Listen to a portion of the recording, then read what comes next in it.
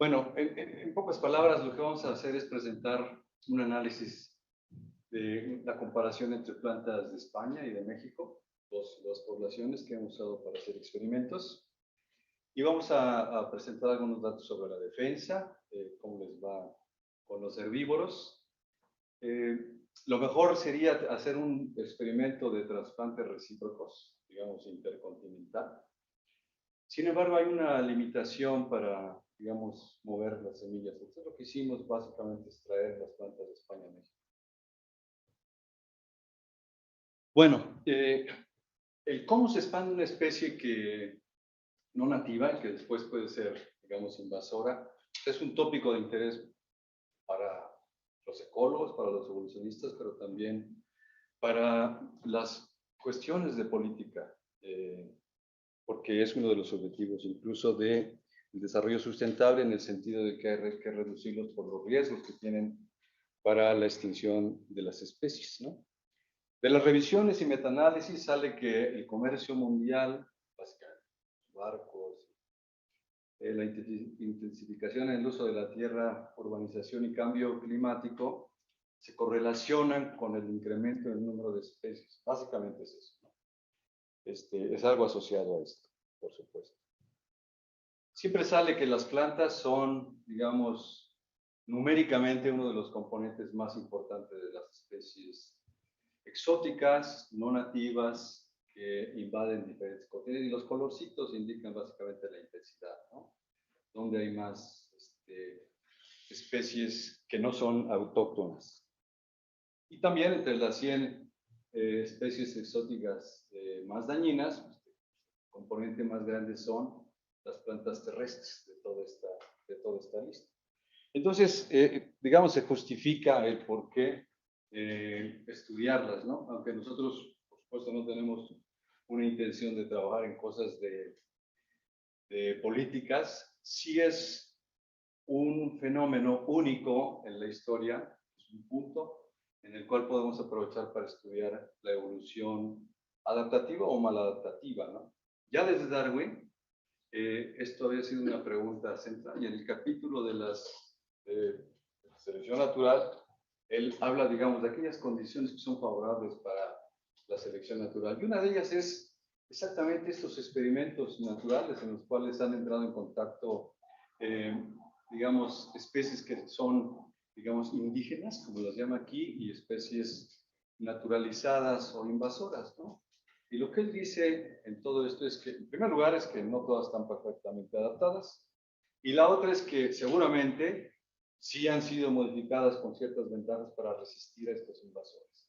Esta es básicamente la paradoja de la invasión, es decir, que especies y poblaciones que han estado por mucho tiempo, digamos, en un sitio y que han estado siendo mejoradas por selección natural, pues de pronto se ven, digamos, desplazadas, extintas, o por lo menos reducidas en sus ámbitos geográficos, ¿no?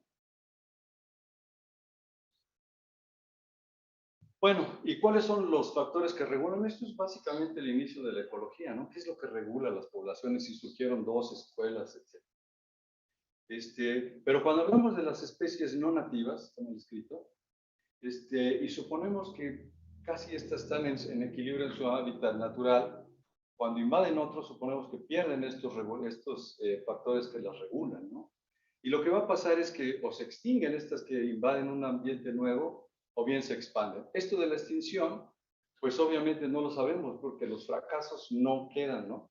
Pero sí quedan, digamos, aquellos casos en los cuales estas se establecen y pueden alcanzar que es un nombre un poco chocante, pero que se llaman invasoras, ¿no? Tiene que ver algo más con los humanos, ¿no? Ya saben los problemas que hay con la inmigración, ¿no? Entonces, una de las hipótesis, digamos, más populares y que tiene mucho de razón y que de estas se derivan otras, es la hipótesis de la liberación de los enemigos naturales. Es decir, cuando uno está en un hábitat en el cual no tiene a los enemigos, patógenos, virus, competidores, pues es probable que, digamos, sus números no estén regulados como en el hábitat original y por lo tanto, pues se van a establecer, ¿no? Los supuestos importantes de esta hipótesis y que a lo mejor no se cumplen es, en primer lugar, que están reguladas en el hábitat original. Y segundo, que pierden ese control ¿no? En el hábitat nuevo. Esto no siempre ocurre, pero vaya, estas son las condiciones en las cuales puede ocurrir el establecimiento, ¿no? Si esto es así, entonces esperamos una evolución rápida, el transcurso, la gente piensa que en el transcurso incluso de 20 generaciones, y uno podría pensar que los caracteres que median las interacciones van a ser, digamos, seleccionados en contra, ¿no? Claro, siempre y cuando tengamos las condiciones de las respuestas evolutivas, ¿no? Entonces aquí está, ¿no? Estos son los caracteres que median la interacción, son costosos y por lo tanto pueden ser seleccionados en contra, producen variación en el fitness o en el éxito reproductivo de los organismos, y aquí pues entre paréntesis esto que no se apela mucho, que es la presencia de varianza genética, ¿no? Sin esta, digamos, no puede ocurrir un proceso adaptativo de evolución en el nuevo ambiente, y sí lo que puede ocurrir es que se fijen poblaciones muy homogéneas desde el punto de vista genético por efectos fundador o derivativos. Las predicciones cuando no están los enemigos de uno es que se reduzca la defensa, ¿no? Y que esto da origen a otra hipótesis, que estos recursos que se ahorran se asignen a incrementar, digamos, caracteres que mejoran la habilidad competitiva en un hábitat no nativo. ¿Sí? Y la otra es esperamos una reducción en la defensa, ¿no? Y esto se iría hacia otros componentes. Bueno, entonces, aquí tenemos, digamos, básicamente lo que sería la resistencia de los herbívoros en esta gráfica. Cuando están presentes, esperamos que haya selección para incrementar la resistencia hasta cierto punto, porque después es muy costosa y no compensa los beneficios. Pero cuando están ausentes, pues esperamos selección en contra. Y también en el caso de el fitness, ¿no? También esperamos que aquellos caracteres como el crecimiento que lo mejoran, en ausencia de herbívoros se favorezca. Es básicamente las dos gráficas opuestas, ¿no? Un cambio en la estrategia hacia favorecer la competitividad, una reducción en la defensa, ¿no? Esa es otra hipótesis que se llama justamente eso, ¿no? Pero hay varias subhipótesis. Entonces, nuestro sistema de estudios Datura extramonio es una hierba muy popular, conocida por otras razones que no son las ecológicas estrictamente, ¿no? Y uno recibe preguntas siempre de chamanes y todo eso, ¿no? O que se acaban de envenenar, ¿no? ¿Qué hacen? Dije, si ya me escribió y pasó ayer, pues no va a pasar nada, ¿no? Es una planta, por supuesto que hay varias especies de Datura, como unas 12. Están en el Códice Badiano, ¿no? Está en el Códice de Florentino, ¿no? En donde están las plantas psicodélicas, ¿no?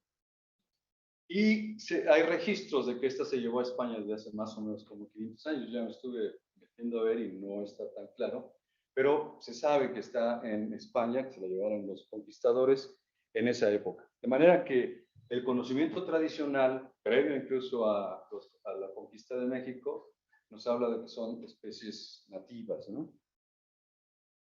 Y que también llegó muy pronto a España, ¿no? Sobre todo en la parte de Andalucía, que es de donde son las dos poblaciones que vamos a hablar. Es justo la distribución hoy día de Datura, está en todos lados, excepto en las zonas árticas, pero no duden que al rato está, ¿no? Y bueno, este es el hábitat nativo, que llega hasta el sur de los Estados Unidos. En algunos lugares sí se le considera invasora, como en Sudáfrica, ¿no? Y en otros, pues es una especie que ocupa hábitats ruderales. En México siempre está en lugares perturbados. Aquí van a la tiendita y hay unas que están ahí creciendo, ¿no? Es famosa también por sus tropanoalcaloides, ¿no? Básicamente la atropina y la escopolamina, usados en medicina y como analgésicos. Y, por supuesto, en nuestro caso, de nuestro interés, porque están involucrados en la defensa. La Datura puede ser una hierbita de 5 centímetros o una cosa tan grande como esto, ¿no? Aquí está una flor. Este es cerca del lago Siragüen, en Michoacán.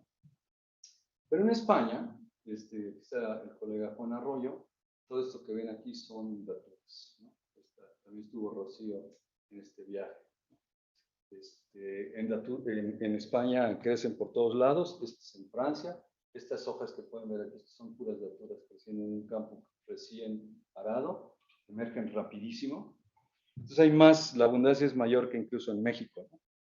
Sin embargo, hay una cosa interesante. Esta es una planta en Xochipala Guerrero, es una planta en España y pueden ver ustedes que están las hojas intactas. No tienen los herbívoros que tienen aquí. Y básicamente sus herbívoros son este crisomélido, que es muy pequeñito, que se llama Epitrix. Hay varias especies en diferentes lugares, pero aquí este es párvula en el centro de México, hace hoyitos pequeños, pero puede llegar a ser muy destructivo, ¿no? Y llega cuando están las plantas muy jóvenes, es el primero que llega. Está este que es especialista y que su nombre lo dice también, este oviposita, todo se lleva a cabo dentro de la planta. Estas larvas tienen su excremento en el lomo, que se supone que son antiparasitismo o parasitoidismo, o bien para evitar la desecación. Sin embargo, la vida de esta lema es muy infame porque, por ejemplo, Estefanía ha demostrado, estos son los niveles de infestación. Esta avispita de como 1,5 milímetros parasita los huevos de lema y como pueden ver aquí, hay algunos casos en los cuales la infestación es del 100%. Esta es la población de Teotihuacán y puede parasitar todos los huevecillos, ¿no? Hay variación entre poblaciones. Luego están estas moscas taquínidos, ¿no? Esta que está parasitando a las larvas. Aquí pueden ver ustedes la oviposición. Esto es en Teotihuacán. De manera que las larvas también les va mal. Y Estefanía ha logrado en su tesis de licenciatura y de maestría encontrar también la variación en el parasitismo por varias especies de taquínidos. Y como pueden ver, por ejemplo, en Teotihuacán, el 48% es el nivel de infestación. O sea que es terrible la vida para los herbívoros también. Y además, también ha demostrado que las secreciones orales de lema, de las larvas de lema, tienen, entre otras cosas, los alcaloides. Es decir, están usando también como una forma de defenderse de estas mosquitas. Aquí ven cómo se aproxima, levanta la cabeza y a veces logra pegarles ese jugo, ¿no? Y además también ha visto los compuestos volátiles de las plantas, ¿no? La historia es, digamos, bastante compleja. Además, uno de los que consumen las semillas es este organismo Trichobaris oro, que pone los huevos muy temprano en la planta. No es exactamente el fruto más pequeño que agarra, pero empieza muy pronto. Y Adán Miranda ha demostrado que la variación en la infestación es muy grande entre las poblaciones y se relaciona mucho con la concentración de escopolamina en las semillas. Y finalmente este herbívoro que está en todo el Valle de México y en otras cuencas es el chapulín, que consume partes que no sean muy tóxicas. Como puede ver, le da los cálices y a veces un poco de hoja, pero básicamente sí es evadido por los alcaloides. La Natura entonces tiene como defensa física los tricomas y los alcaloides, los cuales somos los que hemos medido. Y todo eso no está en España, ¿no? En España, como pueden ver, no están los herbívoros.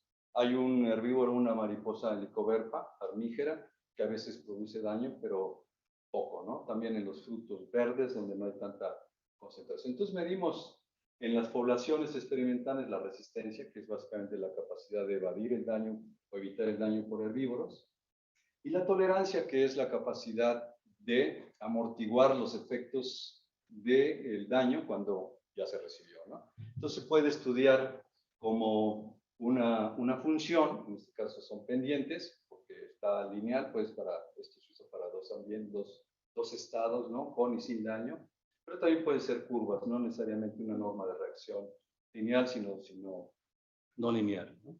Entonces podemos estimar a nivel fenotípico las tolerancias y las resistencias. Bueno, Estos son los datos que Pedro Luis Valverde obtuvo en España, en los cuales indica que todas estas poblaciones que son españolas tienen niveles de daño que están muy por abajo del 10%, ¿no? Es que en México llegan hasta 50% en promedio en distintas poblaciones. Y de estas poblaciones elegimos 2 de cada uno para evaluar experimentalmente el daño. Las predicciones son entonces que si ocurre la liberación de los enemigos naturales, va a haber mayor habilidad competitiva, medida con caracteres de crecimiento, y una evolución de menor inversión en defensa, ¿no? Entonces esperamos medir menos daños por vivir en las no nativas, mexicanas, mayor tolerancia al daño en las no nativas, perdón, son las de extranjeras, y una mayor expresión de defensa en las nativas. Estas son las poblaciones que agarramos, Ticumán, que es nuestro sitio experimental, y Ticumán, en Morelos, porque tenemos historia con esa y sabemos que es resistente, y 2 de la zona de Andalucía, que también suponemos, si llegó a España, llegó a través del puerto de Cádiz, ¿no? Que era el de, y por el río Guadalquivir. Entonces están en, la subia está cerca de Granada y la otra está en Sevilla, y para todos los experimentos que siguen son esas 2 poblaciones. Hemos medido el daño por herbívoros, el éxito reproductivo, que es crítico, la resistencia general y componentes de la defensa como los alcaloides. El diseño es un diseño clásico, tenemos familias de hermanos completos, podemos estimar algo de varianza, pero básicamente esto es una replicación de los organismos, de los fenotipos. Y hicimos 2 experimentos, uno en Atlisco, Puebla, y otro en Ticumán, ¿no? Más o menos este es diagramita de cómo van los organismos aleatorizados, y aquí hicimos todas las mediciones. Este es el final de la temporada. Estos tallos que están mordidos son en una sequía, fue por los chapulines que se comen solamente la corteza. Es una cosa terrible, ¿no? Son lo único que hay para comer. Aquí están las comparaciones del daño foliar para Atlisco, Puebla, y lo que pueden ver es que tenemos en primer lugar algo que suena como que, de acuerdo a la teoría, el origen, es decir, las poblaciones no nativas tienen ligeramente un poquito más daño que las mexicanas. Sin embargo, cuando vemos, por ejemplo, el promedio de frutos, aquí ya no tenemos un efecto del origen, sino más bien variación entre poblaciones. Por ejemplo, Ticumán tiene un éxito reproductivo mayor que las otras, ¿no? Cuando vemos el total de semillas, ahora es esta población que se llama Valdeflores, que tiene mayor éxito que las otras, y las mexicanas están por abajo. Aquí tenemos una diferencia entre los orígenes, que habla de que las no nativas son mejores, y acorde más o menos con la habilidad competitiva, y en el caso de la infestación por este bicho, tenemos que es ligeramente mayor en las plantas mexicanas que en las españolas, y que podría explicar un poco, digamos, el mayor éxito reproductivo.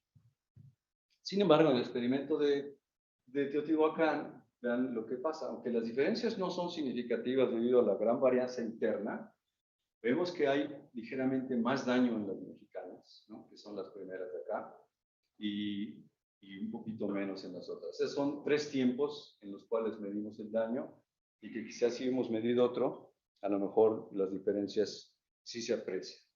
Cuando vemos la infestación por herbívoros, encontramos algo más o menos esperable para Lema, no tanto para este, ¿no? Que Lema daturáfila infesta más a las mexicanas que a las españolas, que puede tener que ver con la adaptación local misma del herbívoro, pero los tricobaris infestan más a las españolas, y esto es significativo a nivel de origen y población, ¿no? La única explicación que tenemos, porque a veces Tricobaris produce casos de selección aparente, es que la disponibilidad de frutos, que está aquí, es mayor en las poblaciones de España, y obviamente Tricobaris depende de la oferta de frutos. Y perdón, el número de semillas también es mayor en las plantas de España, ¿no? Aquí no estuvimos controlando mucho el suelo, pero hay una aleatorización de las plantas.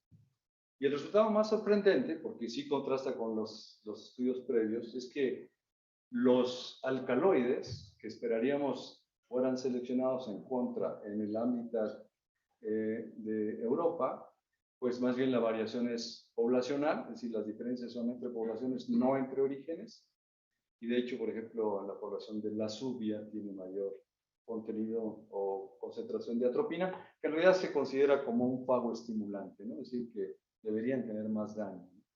Pero las poblaciones de tipo MAN, que eso sí es consistente con los estudios previos, tiene mayor concentración de escopolamina, pero también lo tiene el de España. Entonces, esta expectativa no funciona. Entonces, en resumen, las diferencias parecen, en daño que se midieron previamente, sí parecen deberse básicamente a que no hay herbívoros en España, ¿no?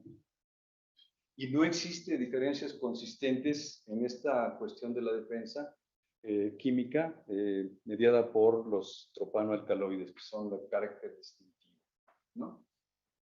Entonces, algunas cosas que son un poco más de discusión es que podría estar involucrado, por un lado, la adaptación local de los herbívoros, ¿no? Para que reconocen a sus plantas, o bien, que no son excluyentes, diferencias en el reconocimiento de los huéspedes, mediado por señales químicas. Por ejemplo, Iván de la Cruz demostró que hay otro compuesto, que es un terpenoide, que está involucrado en la defensa contra la datura en el Teotihuacán, ¿no? Y también es probable que estas diferencias en la producción de frutos estén relacionadas más con el hecho de que las plantas de España son, y no me voy a mentir, Rocío, son un poco más autógamas. Ha evolucionado la autogamia. Entonces podría ser que esté más involucrado cosas de historia de vida y cuestiones del sistema de apareamiento, ¿no? Tenemos, en pocas palabras, menos depresión por endogamia en las plantas no nativas. Bueno, y la otra pregunta es, una vez que reciben daño, lo toleran de forma distinta, es decir, pierden menos fitness unas que otras por razón del daño.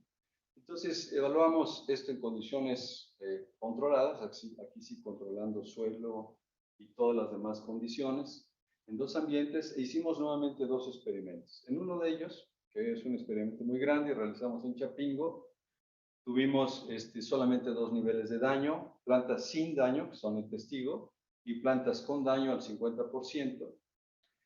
Y luego, posteriormente, la tesis de maestría de Franco, aquí hicimos tres niveles de daño, básicamente también para ver si tenemos, digamos, funciones no lineales. Entonces, los experimentos son similares, involucraron las mismas poblaciones, solo que no tuvimos 20 familias por población, ya se lo hicimos en Chapingo en un invernadero muy grande, y el otro lo hicimos en el Instituto de Ecología. El diseño es esencialmente lo mismo. Entonces tenemos básicamente uno con dos niveles de daño, el otro con tres, y lo que hicimos fue remover distintas cantidades. Bueno, aquí está justo Franco haciendo, este es el daño que se simula con un sacabocados, y dependiendo del área de la hoja y del tratamiento, pues se asigna un número de hoyos de área conocida, ¿no? Por supuesto están los controles. Entonces tenemos plantas en cada familia, en cada uno de los dos. Y medimos además, bueno, midió él, rasgos vegetativos y de asignación de recursos. Y aquí están, digamos, los resultados. El más importante, en primer lugar, es el éxito reproductivo, que tiene que ver, pues, con el fitness, ¿no? Es uno de los análogos del fitness. Aquí tenemos el primer experimento con dos niveles de daño, 0 y 50%. Y lo que vemos en la primera parte, ustedes lo han de ver bien, pero yo no. Las dos primeras siempre van a ser las plantas mexicanas, las dos poblaciones, y las otras dos son las españolas. Tanto el nivel de daño de 0 como el 50%, las mexicanas superan en performance a las no nativas. Y en el experimento de tres niveles de daño, 0, 30% y 60%, también ocurre lo mismo. Las plantas mexicanas, que en el campo se ven mucho más pequeñas, también superan en el éxito reproductivo a las españolas. Entonces, esto es un resultado muy interesante a la luz de las hipótesis, ¿no? Cuando Franco ha analizado, digamos, los caracteres vegetativos, aquí hay dos que son importantes, pero piensen en los otros, la fracción de biomasa que las plantas asignan a la raíz. Y vean ustedes cómo las plantas no nativas asignan más en cualquiera de los niveles de daño a la raíz, ¿no? Esto tiene como consecuencia que no asignan a los tallos. Y los tallos en natura se relacionan mucho con los meristemos que van a producir frutos. Y eso puede explicar también el menor número de semillas. Y el otro es un carácter funcional, que es el área específica de la hoja, que es, digamos, cuánta área tienen por unidad de masa. Y también vemos que las plantas no nativas tienen bueno, ¿cómo se llama? Área foliar específica mayor. Estos dos caracteres se asocian mucho con, pues obviamente son de captura de recursos y podría estar relacionados con los ambientes mediterráneos de donde son las plantas. Aunque no esperamos que ocurra lo mismo en toda Europa o en otros lugares donde es invasora, ¿no? Aquí están los efectos estadísticos. Bueno, la otra cosa que finalmente hizo Franco fue el análisis de la tolerancia, que es una de las cosas que importan, ¿no? Y aquí está, digamos, una metodología propuesta por Diana Pilson para medirla. Entonces, si ustedes imaginan que estas son las funciones de crecimiento del fitness en relación al daño, uno podría intentar obtener el área bajo la curva y que esa fuera, digamos, una estimación del daño. Mientras más área ocupe, pues por supuesto que va a ser más tolerante, y mientras menos área tenga, va a ser menos tolerante, ¿no? Cuando uno ve estos puntos del intercepto en Y en ausencia de daño, pues uno fácilmente puede pensar que esto es lo que genera la hipótesis de que en un ambiente sin herbívoros, la selección natural va a favorecer, obviamente, estas varianzas en fitness, ¿no? Y si tiene, digamos, daño, pues entonces va a haber variación en las normas de reacción. Entonces, digamos, siguiendo los procedimientos apropiados estadísticos, Franco pudo determinar esto para las poblaciones. Estas son el experimento 1, donde nada más teníamos dos ambientes, entonces son las pendientes lineales. Y lo que ven aquí está Teotihuacán, Ticumán y las dos no nativas. Y en pocas palabras, no existen diferencias en la tolerancia. Y en el experimento de 3 niveles de daño, donde aquí sí calculó el área bajo las curvas, encontramos que de hecho, si hay algo más tolerante, son las poblaciones mexicanas, ¿no? Aunque hay mucha variación en la población de Granada, la población de Ticumán presenta valores de casi tolerancia completa. Entonces, una de las expectativas de la hipótesis en ambientes no invadidos decía que debería haber más tolerancia y no ocurre así. Y tiene mucha lógica que no sea así. Bueno, la otra es que midió los costos de la tolerancia.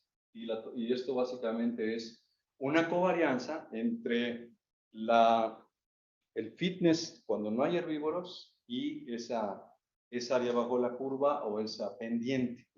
Y lo que ven ustedes es el experimento número 1.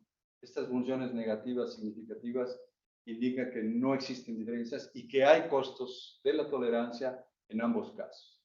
Esta que está acá, que corresponde a las mexicanas en el segundo experimento, no es significativa y este es un poco el poder de la prueba, ¿no? Acá tenemos 20 familias por población, acá tenemos solamente 10, entonces, pero vean ustedes las curvas, esta covarianza entre el fitness en ausencia de daño y la tolerancia son negativos, eso significa que hay un costo de la tolerancia y por lo tanto esto es una restricción de alocación para la evolución, digamos, en las especies no nativas, ¿no?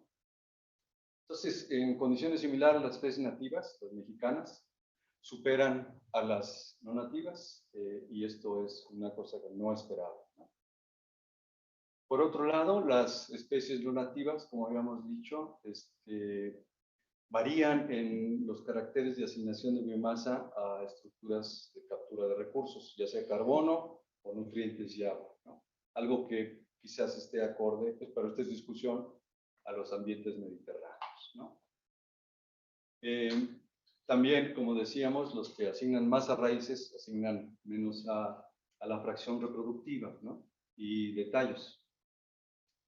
Y a pesar de todo esto, la tolerancia entre ambas no ha divergido, ¿no? Bueno, ¿cómo voy? Llevo 34 minutos, según esto. Bueno, sí me alcanza.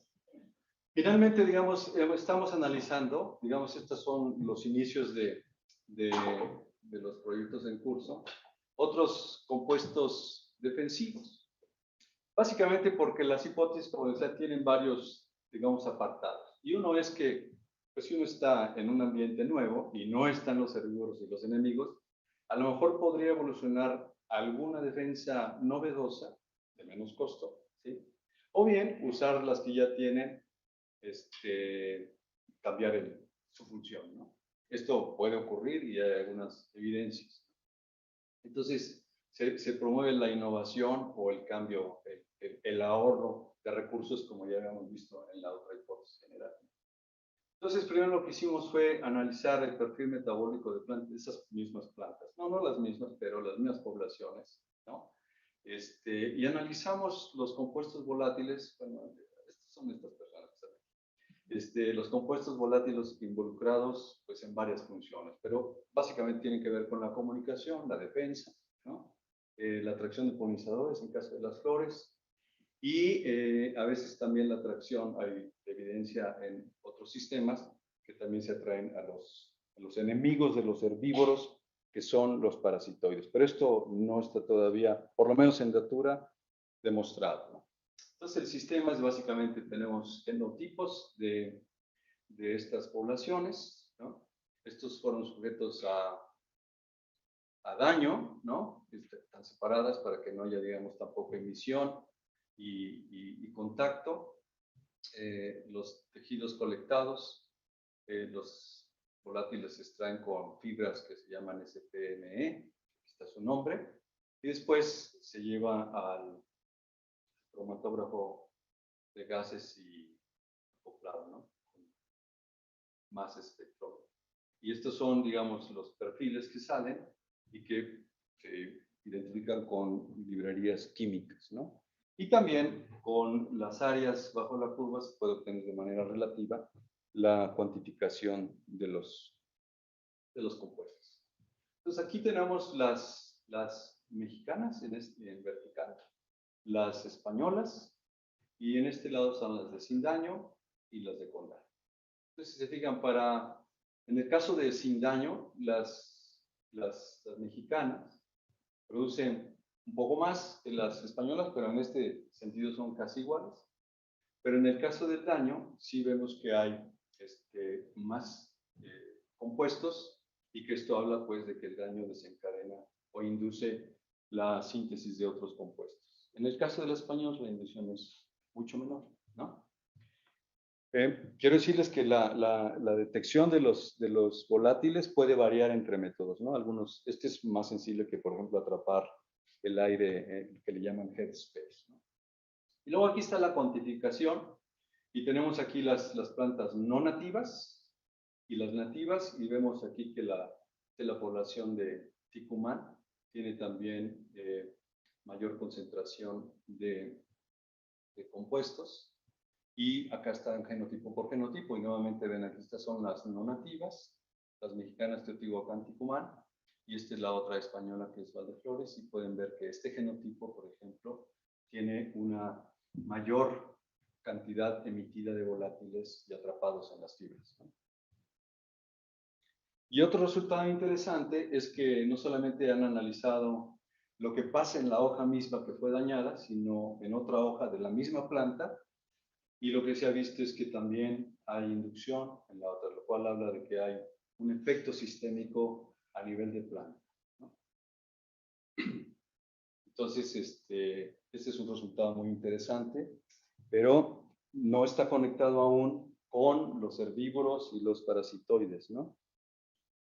Que es una cosa que sigue y que es la tesis de doctorado de Estefanía, ¿no? Y luego, como en Natura obtuvimos el genoma, se hizo un análisis de este gen que es la TPS10, que es terpenosintasa, y la doctora Sabine encontró que está duplicado, ¿no?, en la población de Ticumán únicamente, porque en este árbol de las TPS está también Teotihuacán, y Teotihuacán tiene solamente una copia, ¿no? Entonces, este gen, como en otras solanáceas, de hecho nos basamos en los estudios en tabaco y en otras solanáceas, está involucrado en la expresión de compuestos orgánicos, ¿no?, terpenoides, que son constitutivos, inducibles, y volátiles constitutivos y no inducibles, ¿no? Entonces, como una primera aproximación, el doctor John Vélez y Daniel Matías están trabajando con 2 genes. Se hizo una cuantificación de forma indirecta, una vez que determinaron cuál era el gen de mantenimiento adecuado, encontraron que es el factor de elongación, y compararon, digamos, la expresión diferencial, y se encontró que, por ejemplo, Ticumán tiene, como pueden ver con respecto a las otras poblaciones de expresión, pues 5 veces más alta que eso. Se está probando también el H6H, que está involucrado en la parte final de la síntesis de tropina y escopolamina. Y bueno, esto es una cosa que está acorde a los resultados de los volátiles, pero no sabemos estrictamente cuáles son los compuestos que está produciendo, digamos, este gen, ¿no?, o cuáles son a los que está contribuyendo. Entonces, el resumen de esta parte es que las poblaciones nativas producen un mayor número y una mayor abundancia de los compuestos volátiles que las no nativas. Y esto también, digamos, por una parte está de acuerdo con lo que esperamos de que las poblaciones tienen más diversidad genética, ¿no? Pero no estoy de acuerdo con la hipótesis de que esperaríamos que estos compuestos, que son un poco más baratos, comillas, fueran los que estuvieran usando las no nativas, ¿no? Es decir, tampoco los deberían estar usando en España, puesto que no hay herbívoros y no hay parásitos que se coman los herbívoros, pero sí podrían llamar polinizadores. Entonces, no existe mayor expresión tampoco de la TPS10, perdón, existe mayor expresión y no en las otras. Tampoco en Teotihuacán ocurre eso. Y sí necesitamos más estudios para ver el papel ecológico. Ahí, digamos, hay poca evidencia en los compuestos volátiles que verdaderamente están funcionando. Uno, para atraer a los enemigos de los herbívoros o a los polinizadores, pero más importante aún, para el efecto de estos bichos, estos compuestos en el fitness de las plantas, ¿no? Y eso es una de las cosas que quiere hacer también Estefanía en su tesis doctoral, ¿no?, en este sistema, por supuesto.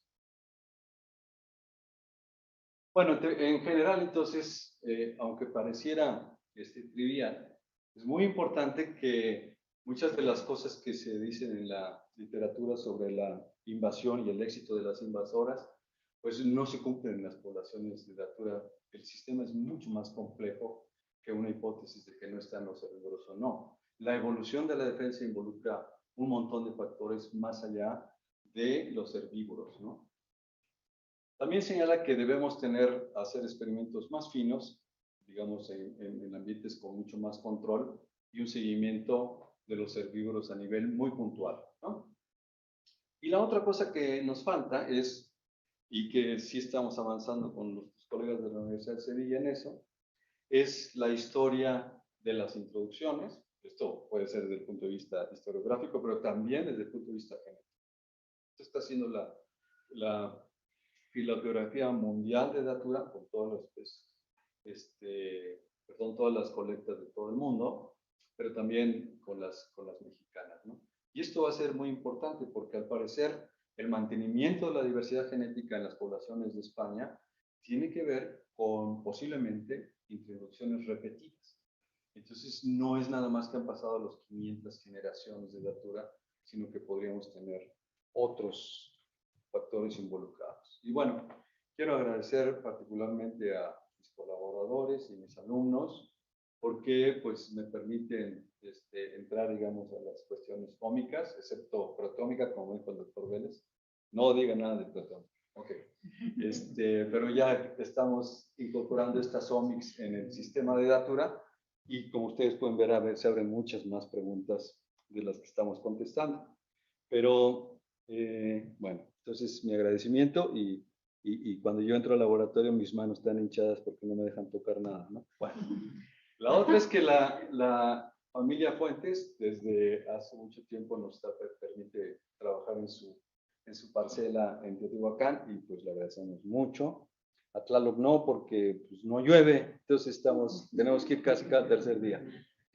Y luego, esta listota tiene que ver con la gente que ha trabajado con Datura y que ha aportado tanto, digamos, a cuestiones de laboratorio, de conocimiento de los genes, que han trabajado en el campo, que han hecho tesis, algunos son ex estudiantes, otros son mis estudiantes, pero otros son gente que nos ha ayudado en la obtención de datos, ¿no? Y a todos ellos, pues obviamente les agradezco. No está Roberto Cabrales, que empezó conmigo hace muchos años. Y por supuesto el financiamiento. Este es un proyecto de fronteras de CONACYT, de los primeros que dieron, tenían un poco más de dinero. Entonces nos permitió hacer muchas cosas. Y la de GAPA siempre es dinero. Son 45 minutos. Gracias. Gracias, Juan.